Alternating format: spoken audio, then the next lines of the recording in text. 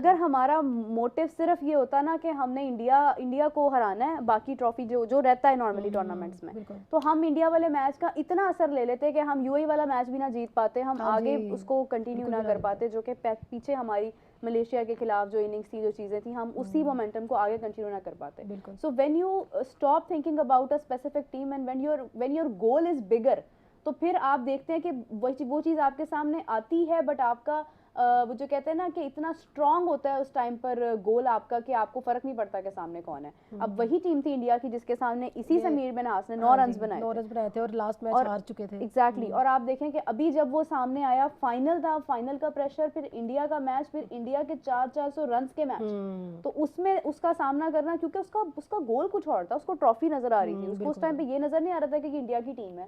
मतलब that was amazing and that was the mindset जो कि नजर आता है कि ये सरफराज का माइंडसेट है। तो ये चीज़ का क्रेडिट है, बहुत बड़ा क्रेडिट है। अजहर को भी क्रेडिट जाता है इस चीज़ का, लेकिन सरफराज, क्योंकि हम लोगों ने देखा है अंडर 19 से, फिर उसके बाद 2017 की चैंपियंस ट्रॉफी की एग्जांपल आप ले लें, पाकिस्तान के लिए सर्व करते हुए 11 सीरीज लगातार और टी20 में पाकिस्तान को टॉप पे रखा उन्होंने।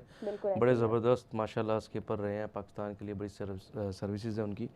तो बिल्कुल ऐसे ही है। देखें, पहली सबसे चीज़ जो थी ना इंडिया से जो मिस कैलकुलेशन हुई वो टॉस थी। हाँ, और उसके बाद आप देखें कि डिसीजन होते ही, अगर आपने पता नहीं नोटिस किया कि नहीं, तो डिसीजन जैसे ही हुआ है इंडिया की बॉडी लैंग्वेज टोटली डाउन हो गई। उनको पता चल गया पहले 1-2 ओवर में कि ये हमसे ब्लंडर हो गया। तो और अल्हम्दुलिल्लाह जिस तरह से कैपिटलाइज़ किया। और यहाँ पे क्रेडिट मैं दूंगा हमजा ज़हूर को, जिन्होंने आते ही पहले काउंटर अटैक किया। उनका बड़ा छोटा कैमियो था, लेकिन 18 रन जो उन्होंने बनाए वो एक क्लियरली एक मैसेज था अपोजिशन को कि आज हम तेज खेलने आए हैं, इंटेंट हम शो करेंगे, और वो नजर आया। लेकिन इस लिहाज से इंडिया का स्टार्ट भी काफ़ी अच्छा था ऑब्वियसली। तो लेकिन मैं देखिए आप डर गया था, मैं देख के वो पहले मैं अली रजा बताता ने हूं। बॉलिंग ओपन की थी ना, अली रजा को पहले ओवर में मेरे ख्याल से 20 पड़ा था। मैं देखिए 348 जब आप चेस कर रहे हैं ना, 350 जब आप चेस कर रहे हैं, तो आप इस तरह नहीं खेल सकते। आपको क्रिकेट के जितने भी पंडित हैं वो यही बताएंगे कि अगर आप विराट कोहली की एक बैटिंग देखें 330 जो उन्होंने चेस किया था पाकिस्तान के अगेंस्ट एशिया कप में, अगर आप वो देखें तो उन्होंने कोई ऐसे शॉट्स नहीं खेले कि आके मारना शुरू कर दिया। टाइम लिया, चौके खेले, सिंगल किए, 2 रन लिए उन्होंने, इस तरह से उन्होंने खेला। तो ये तो कभी भी आप जब इस तरह का स्ट्रोक प्लेइंग या पावर हिटर होता है ना, वो तो 1 या 2 बॉल अच्छे हो जाएंगे, उसकी बाउंड्री लग जाएंगी, उसके बाद उसकी तो विकेट हमेशा स्टेक पे रहेगी और वो आउट होगा। और यही हुआ। और सबसे अच्छी चीज़ जो प्लान पाकिस्तान ने किया था ना, उनकी जो स्ट्रेंथ, जो सूर्यवंशी भी शॉर्ट बॉल के उनकी स्ट्रेंथ है, इन्होंने शॉर्ट बॉल छोड़ी ही नहीं, शॉर्ट बॉल करते रहे और उसके ऊपर ही टॉप ऑर्डर को जो फारिग किया उसी के ऊपर किया। और ये बड़ा ज़बरदस्त साइन है पाकिस्तान क्रिकेट। वो उसी शॉर्ट बॉल पे सूर्यवंशी का एक कैच भी ड्रॉप हुआ था। हाँ जी, कैच। लेकिन फिर अगले ओवर में अली रजा से ड्रॉप हुआ था, विकेट ली थी उसकी। लेकिन अगेन देखें आप, इतना बड़ा जब टारगेट, इंडिया की बैटिंग एक्सपोज होनी थी। अगर आप 350 रन्स इंडिया को तो हुए ही नहीं, रन्स तो हुए ही नहीं। उन्होंने पहले बैटिंग करते रहे हैं, 400 रन बनाते रहे हैं और प्रेशर जो क्रिकेट उसका स्कोर बोर्ड का प्रेशर डाल के जीतते रहे। द मोमेंट एक अपोजिशन ने 350 रन किए, वो नज़र आ गया, क्योंकि एक्सपोज वहीं पे होना था कि आप तेज़ तो हर बॉल तो तेज़ नहीं खेल सकते। तो हाँ, इनके एक जो प्लेयर थे जो एंकर करते थे वो थे एरन जॉर्ज। उसकी विकेट बड़ी ज़बरदस्त थी, तो वो एक अच्छी विकेट ली। इस मैच से पहले जो हमारी डिस्कशन होती है, हम लोग यही कह रहे थे कि अगर पाकिस्तान को अगर चांस मिलता है ना टॉस जीत के, तो पहले बैटिंग ही करें ताकि पाकिस्तान के प्रेशर ना आए। बट वो बाय लक उन्होंने खुद ही बैटिंग दे दी हमें, तो शुक्र अल्लाह का, प्लस पॉइंट था हमारी टीम के लिए। और हम लोगों ने परफॉर्म करके दिखाया भी, विनिंग टारगेट दे दिया था, वन साइडेड मैच कर दिया था। तो जबरदस्त रही है पाकिस्तान के लिए। तो संडे बहुत अच्छा रहा, बहुत अच्छा था। आफ्टर अ लॉन्ग टाइम मैं कहूँगी कि मतलब हमारे इमर्जिंग एशिया कप में भी ऑल्दो हमने ट्रॉफी विन की है, लेकिन ये है कि ये इसकी बात ही और थी। तो 3 ट्रॉफीज हो गई हैं, एक मोहसिन नकवी के पास है, एक 2 बॉयज के पास है, 2 अपने बॉयज के पास। अच्छा जी, ये कमेंट है मनजोत सिंह कह रहे हैं, मीरब मेरी वड्डी भैन जदों असी चैंपियन ट्रॉफी जिते सी पाकिस्तान च रौला पिया कि एक ग्राउंड च जित गए, ਤੇ ਤੁਸੀਂ ਲਾਈਵ ਆ ਕੇ ਜਵਾਬ ਦਿੱਤਾ ਸੀ ਕਿ ਉਹ ਉਹਨਾਂ ਕਿਤੇ ਵੀ ਜਿੱਤ ਜਾਣਾ ਸੀ। ਤੇ 2026 ਚ ਇਹੋ ਗੱਲ ਪਾਕਿस्तान टीम है। अच्छा मेरी गल सुनो एक मिनट मनजोत भाजी, गल ऐदा है कि इंडिया पहले तो एक ग्राउंड ਦੇ ਵਿੱਚ ਸੀ, ਇੱਕ ਵੈਨਿਊ ਸੀ ਉਹਨਾਂ ਦਾ, ਤੇ ਉਹਨਾਂ ਦੇ ਕੋਲ ਮਾਰਜਨ ਹੈਗੇ ਸੀ ਕਿ ਉਹਨਾਂ ਨੇ ਉੱਥੇ ਖੇਡਣਾ ਤੇ ਉਹ ਖੇਡ ਸਕਦੇ ਸੀ, ਜਿੱਤ ਵੀ ਸਕਦੇ ਸੀ। But obviously I still say the same thing ਕਿ ਤੁਸੀਂ ਇੰਡੀਆ ਨੂੰ ਸ਼੍ਰੀਲੰਕਾ 'ਚ ਵੀ ਜਦੋਂ ਦੇਖੋਗੇ ਪਾਕਿਸਤਾਨ ਦੇ ਖਿਲਾਫ, ਤੁਹਾਨੂੰ ਇੰਜ ਨਹੀਂ ਲੱਗੇਗਾ ਕਿ ਉਹ ਸ਼੍ਰੀਲੰਕਾ ਆਏ ਨੇ, ਉਹ ਇੰਜ ਲੱਗੇਗਾ ਜਿਵੇਂ ਆਪਣੇ ਗਰਾਊਂਡ 'ਚ ਖੇਡਦੇ ਪਏ ਨੇ ਕਿਉਂਕਿ they have that courage, they have that practice, they have that diversity of shots and diversity of the bowling and the batting and everything they know about it. तो उसमें कोई दो राय नहीं है कि मैं आज भी इसी बात पे कायम हूँ। और पाकिस्तान के लिए अगर ये कहा जा रहा है कि पाकिस्तान के पास एक वेन्यू है तो उसको बेनिफिट है इस बात का कि वो जीत जाएगा, ऐसा नहीं है। श्रीलंका टफ कंडीशंस हैं, although we are all Asians, we know about the Asian conditions, but still weather change हो सकता है। पाकिस्तान के लिए चैलेंजेस हैं, ये बिल्कुल नहीं कहा जा सकता कि लो जी एक वेन्यू है उसमें तो जीतना ही ऐसा नहीं होता। आपके लिए सिचुएशंस टफ होती हैं। अगर आप न्यूजीलैंड वाला मैच इंडिया का देखेंगे चैंपियंस ट्रॉफी का, आपको नजर आएगा कि हर मैच आपके लिए बिल्कुल आसान नहीं होता। अगर वेन्यू से मैचेस नहीं जीते जाते हैं बेसिकली ना, it's the pressure, it's the practice, it's the experience you have. तो मेरे ख्याल से कि वो ना इंडिया के लिए ये बात दुरुस्त थी कि एक ही वेन्यू आपके पास तो आप जीत गए हो, ना पाकिस्तान के लिए बात मुनासिब है कि एक ही वेन्यू है तो इनको जीतना चाहिए या क्या करना चाहिए। So it's all about skills eventually, और लक आपकी साइड पर होनी चाहिए, चाहे आप पूरी दुनिया में घूम के मैचेस खेलें, चाहे आप एक जगह पे खेलें। अमाद, व्हाट्स योर टेक? नहीं, मेरे ख्याल से फ़र्क तो पड़ता है। देखें, ट्रैवल नहीं करना टीम ने, एक ही जगह पे रहना है, उसी सेम होटल से निकलना है, सेम ग्राउंड प्रैक्टिस करनी है, विकेट का काफ़ी हद तक अंदाज़ा आपको हो जाता है, गो रोज़ रेडी होती है, लेकिन स्टिल आपको आइडिया हो जाता है, तो कहीं ना कहीं वो एक एक्स्ट्रा बेनिफिट होता है। पाकिस्तान का मेरा नहीं ख्याल एक ही ग्राउंड में मैच है, पाकिस्तान के 2 डिफरेंट या 3 डिफरेंट वेन्यूज़ पे मैचेस हैं, दो वेन्यूज़ पे आई गेस।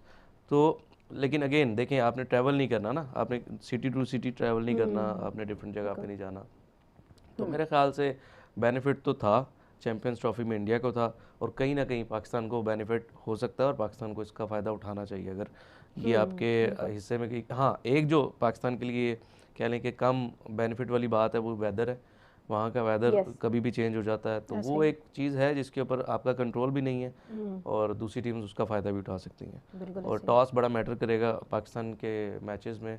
श्रीलंका का वेदर विंडी कंडीशंस होती हैं, कभी बारिश वाला सीन हो जाता है, ओवरकास्ट भी हो सकती है, मोस्टली क्लाउडी रहता है वहाँ पे। तो इस तरह की कंडीशंस हैं जिसके ऊपर आप कह सकते हैं कि कोई भी टीम उस पर फेवरेट हो सकती है। लेकिन आप यूएई की बात करें, जहाँ पे इंडिया ने अपने मैचेस खेले हैं चैम्पियंस ट्रॉफी के, तो उनको मेरे ख्याल से सेम ही कंडीशन मिली उनको हमेशा, और ट्रैवल भी नहीं करना पड़ा, दूसरी टीम्स आती थी, ट्रैवल करती थी, वहाँ पर खेलती थी, तो कहीं ना कहीं चले वो लॉजिस्टिक्स के इश्यूज एक तरफ होते हैं, लेकिन मैं ये समझती हूँ कि जिस लेवल पर ये पहुँच गए हैं ना, ये मसाइल आपको पता नहीं करते होंगे मैटर। शायद अगर इतने ही मैटर करते होते ना, तो आप देखें कि जो वर्ल्ड कप यूएसए में था, आपके सामने है कि वहाँ पे इंडिया को सुकून था समवेयर, उनका पता नहीं होटल नज़दीक था क्या था, मुझे एग्जैक्टली याद नहीं है, जीते भी हैं, बट ये है कि जो टीम्स इतनी थी दूर से आ रही थी वो भी मैचेस जीत रही थी, ऐसा नहीं था कि बाकी सारी टीम्स आ रही हैं और सिर्फ इंडिया ही जीत रहा है। इंडिया से तो कोई भी नहीं जीता उस पूरे मैच, उस पूरे टूर्नामेंट में इंडिया ने कोई मैच नहीं हारा। चले ठीक है, देखिए बात है, इंडिया की टीम नो डाउट बहुत स्ट्रांग टीम है, T20 की अगर बात करेंगे खास तौर पे, आप 23 का वर्ल्ड कप नहीं वो ये तो बिल्कुल एक्सक्यूज ऐसी नहीं है कि खाली आप वेन्यू को या ग्राउंड को ही क्रेडिट दे देंगे। ओबियसली इंडिया की टीम, T20 की टीम तो बहुत ही तगड़ी है,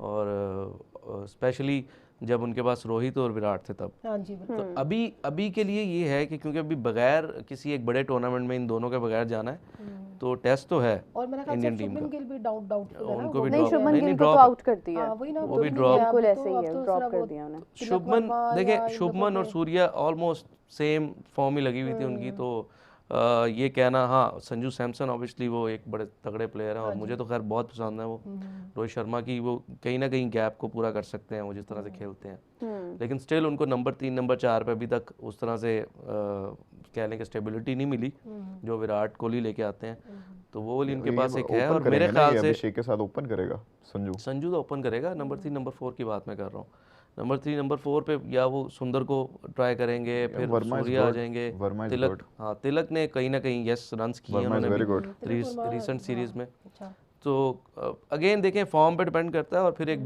दो बड़े प्लेयर्स के जाने से कहीं ना कहीं वो फ़र्क तो पड़ेगा, एक नए टूर्नामेंट में आप जा रहे हैं तो पड़ेगा फ़र्क। एशिया कप का डिफरेंट था, एशिया कप में ऑब्वियसली आप फेस कर रहे हैं स्लाइटली कम एक्सपीरियंस वाली टीम्स को, अगर आप पाकिस्तान को भी उसमें डालें तो पाकिस्तान की भी वो स्लाइटली न्यू टीम थी जो एशिया कप पाकिस्तान हारा है, तो जब वर्ल्ड क्रिकेट की या वर्ल्ड कप की बात आती है तो उसमें इंग्लैंड, ऑस्ट्रेलिया, न्यूजीलैंड, जिम्बाब्वे को तो खैर साइड भी करें, वेस्ट इंडीज़, पाकिस्तान, श्रीलंका, इस तरह की टीम्स हैं जो टूर्नामेंट्स की टीम है। तो कहीं ना कहीं फ़र्क पड़ेगा मुझे लग रहा है इस बार इंडिया को इन दोनों के ना होने से। अच्छा, जब से शुभू ड्रॉप हुआ है ना, ये हम इधर ही बैठ के एक हमारे आए थे गेस्ट, वो कहते थे शुभू, तो इसलिए मैं जरा उस परंपरा को आगे लेके जा रहा हूँ। हाँ, शुभू तो आउट हो शुभू जाओ, तुम्हें जाना होगा, वो जब जैसे उन्होंने कहा था वो तब से वो बेचारा चला ही गया वो चला ही गया, तब से उसकी फॉर्म खराब चल रही है। एग्जैक्टली। लेकिन ना तब से गौतम गंभीर की भी एक क्लिप बड़ी वायरल चल रही है सोशल मीडिया पे ना, कि उन्होंने एक इंटरव्यूअर को कहा कि आप देखें, किसी भी स्पोर्ट में जाके देखें कि टीम अच्छा ना कर रही हो, कैप्टन अच्छा ना कर रहा, तो कैप्टन को निकालने की बजाय वाइस कैप्टन को निकाल दिया जाए। ये कहाँ होता है? कहीं नहीं होता, कहीं नहीं होता। इधर हो गया और इधर हो गया। टीम अच्छा कर रही है, कैप्टन अच्छा नहीं कर रहा, वाइस कैप्टन भी खैर अच्छा नहीं कर रहा था, लेकिन कैप्टन ज्यादा अच्छा नहीं कर रहा था। कैप्टन ज्यादा खराब परफॉर्मेंस दे रहा है। शुभू की फिर भी उससे बेहतर थी, मैं ये कहूँगा। तो शुभू भाई चले गए, सूर्य कुमार उधर ही हैं, तो वो उस लिहाज से अब वो सारी जो दूसरी पार्टी है ना, वो काफी यूटिलाइज कर रही है इस कंटेंट वैसे को। बहुत प्रेशर आ गया कैप्टन के, चीज़ें ख़राब हो रही हैं, बट देखते हैं कि आगे वर्ल्ड कप तक तो मैं समझती हूँ कि कोई चेंजिंग करनी नहीं चाहिए थी, लेकिन जो भी किया है उन्होंने डेफिनेटली अपनी टीम की बेहतरी के लिए किया है। और अब आगे देखते हैं हम कि वर्ल्ड कप में क्या होता है, क्योंकि स्क्वाड तो उन्होंने अपना अनाउंस कर दिया है। और वो एक तरह से देखा जाए तो मैं समझती हूँ कि जिस स्क्वाड में हार्दिक पांड्या होता है पाकिस्तान के खिलाफ, वो मैच वर्थ वॉचिंग होता है।